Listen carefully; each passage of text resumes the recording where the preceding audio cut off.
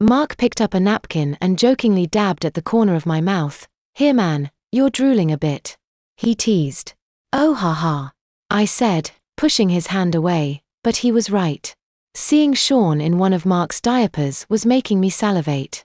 "Come on, sit down, midnight is only 3 minutes away," Mark said to Sean. I was sitting on the floor with my back against the front of the couch and my legs extended out. Sean did something I hadn't expected him to do, but somehow I managed to keep my cool and didn't react much. Without saying anything, Sean stepped in front of me and sat himself right down on my lap. When midnight came and went, we sat in front of the TV with unwavering attention. At 2 minutes after midnight, they switched back to the local celebration just in time to see the old man from last year passing an old-timey looking clock to baby New Year. When the camera went in for a close-up, I exclaimed, "Yes, that's him. I know it for sure now.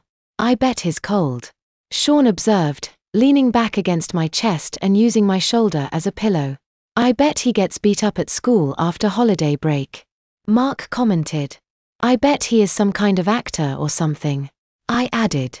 The baby New Year was handed a microphone and he said, "May your year be happy and prosperous," and then he waved at the camera. Then, the TV started to jump to different celebrations all over, so we stopped watching. Mark switched over to some black and white movie about some orphan kid who mucks up life for hundreds of other orphan kids. It was okay, but kind of sappy.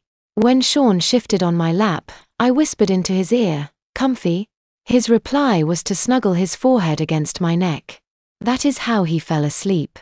I watched the movie while I waited to be sure Sean was totally asleep before motioning to Mark to get his attention. When Mark looked at me, I put a single finger to my lips to indicate that I didn't want him to make any noise and risk waking up Sean. Ever so gently, I managed to slide out from under Sean. He sort of slumped over sideways with his head resting on the cushion of the couch. "Wanna pull a prank on him?" I whispered. Mark grinned gleefully and nodded. "Like what?" "I don't know. Think of something. You're supposed to be the smart one here," I said. "I am," he said, appearing truly surprised by my comment. Yeah," I whispered. Mark beamed as he put a finger to his head like he was really trying to think hard. "I got it," he said, just a little too loudly. I slugged him in the shoulder. "You want to hold it down, you idiot." "Idiot? But you just said I was smart," Mark protested.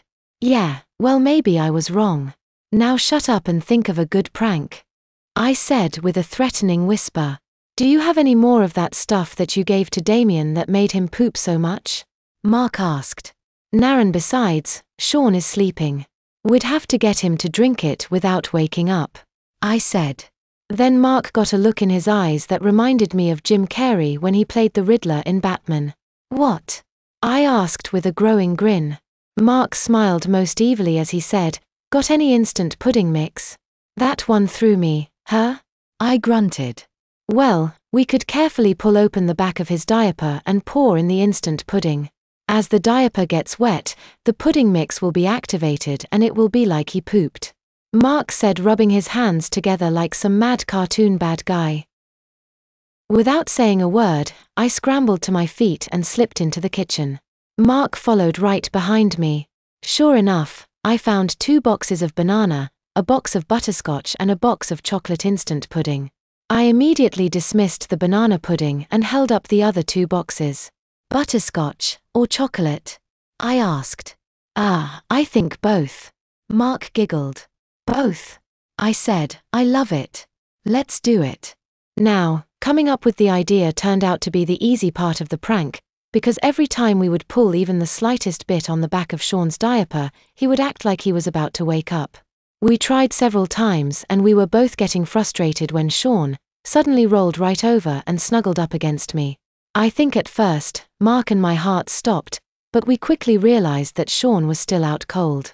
To make it even better, the way he was leaning against me made it so easy for me to reach down with my left arm and hold the back of Sean's diaper open.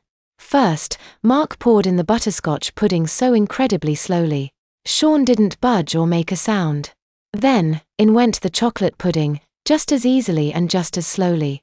With both packages of pudding down the back of Sean's diaper, I told Mark to take the evidence back to the kitchen and hide it under some of the trash that was already in the trash can. All the way into the kitchen, Mark was giggling so hard he could hardly walk, which was making me giggle. We both tried so hard to keep our giggles silent, but it was just so difficult to do.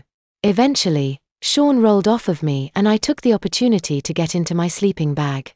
Mark was already in his and still giggling, but each time he'd start giggling again, he'd bury his face in his pillow. Amazingly, the two of us finally fell asleep too and slept all the way through the night.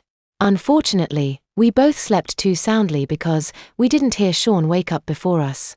It was a little after 5 in the morning when, unbeknownst to Mark and I, Sean woke up, discovered what we'd done and then went to take a shower.